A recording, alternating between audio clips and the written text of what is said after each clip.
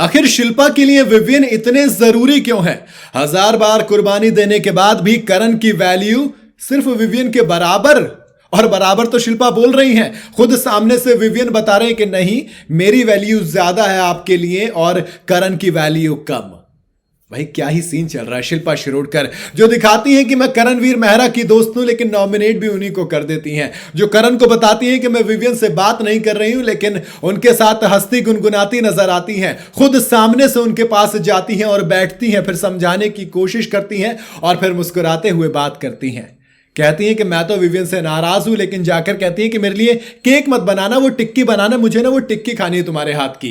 आए हाय, ये कैसी नाराजगी है, ये कैसे सवाल हैं। और फिर जब करणवीर मेहरा और विवियन डिसाना इन दोनों के सामने बिग बॉस पूछते हैं कि बताइए शिल्पा शिरोडकर, आपके लिए करणवीर मेहरा ज्यादा है या विवियन डिसाना, तब बड़ा ही डिप्लोमेटिक आंसर। दोस्त, मेरे हिसाब से दोस्ती में डिप्लोमेसी नहीं आती, दोस्ती में सिर्फ दोस्त को चुना जाता। जिस तरीके से करणवीर मेहरा और चुमदरांग चुनते हैं एक दूसरे को, जिस तरीके से ईशा और अविनाश चुनते हैं एक दूसरे को, जिस तरीके से विवियन अपने ग्रुप को प्रायोरिटाइज करते हैं, जिस तरीके से रजत दिग्विजय के लिए खड़े रहते हैं, ना कि ऐसे के कहें कि बिग बॉस मेरे लिए करण और विवियन दोनों बराबर हैं।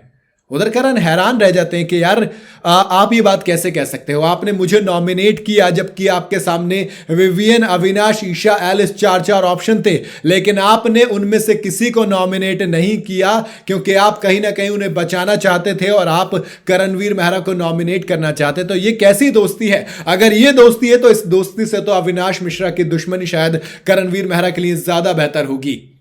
और इवन जब बाद में वो जाते हैं पूछने के लिए कि क्या सच में, मतलब चुमदरांग के पास बैठते हैं और कहते हैं कि यार मुझे ये बात समझ में नहीं आ रही, जब शिल्पा मैम ने कहा कि मेरे लिए करण और विवियन बराबर हैं।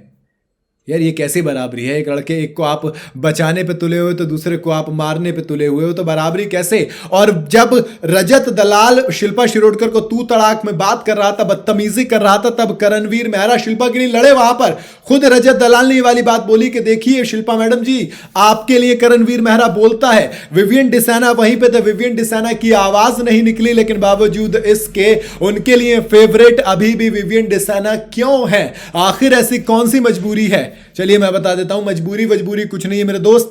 वो सेफ खेलना चाहती है कि अगर नॉमिनेशन की बात आए तो विवियन का ग्रुप भी मुझे नॉमिनेट ना करे और करणवीर मेहरा, चुमदरांग ये तो मुझे नॉमिनेट करेंगे ही नहीं। और इसी तरह से मैं आगे बढ़ती चली जाना चाहती हूं। खुद जब बग्गा पाजी ने ये वाली पोल खोली, जब ये गेम एक्सपोज किया, तो फिर शिल्पा शिरोडकर गुस्सा हो गई, क्योंकि दोस्त सच थोड़ा सा कड़वा होता है, जो कि डाइजेस्ट करने के लिए मेरे ख्याल से शिल्पा मैडम को अब शहद की जरूरत पड़ रही है, जो कि वो करण और विवियन को लगा रही हैं। लेकिन दिक्कत ये है कि जब जरूरत पड़ेगी तो मेरे ख्याल से, मुझे पूरी उम्मीद है कि शिल्पा शिरोडकर एक बार फिर से करणवीर मेहरा को धोखा देंगी ही देंगी। तभी तो जो मैंने कहा कि विवियन को भी पता है कि शिल्पा शिरोडकर का झुकाव किस तरफ है, और शिल्पा जो कि करण के साथ रहती हैं, मैं अगेन कहूंगा कि करणवीर मेहरा को अपनी आंखें खोलने की जरूरत है और देखने की जरूरत है कि हां, रजत दलाल जो बात बोल रहे थे वो बिल्कुल सही है। करणवीर मेहरा की शिल्पा शिरोडकर दोस्त नहीं है, वो इक्विटेंस जरूर है, वो घर में साथ रहती है, लेकिन दोस्ती वो विवियन वाली तरफ ज्यादा नजर आती है। बाकी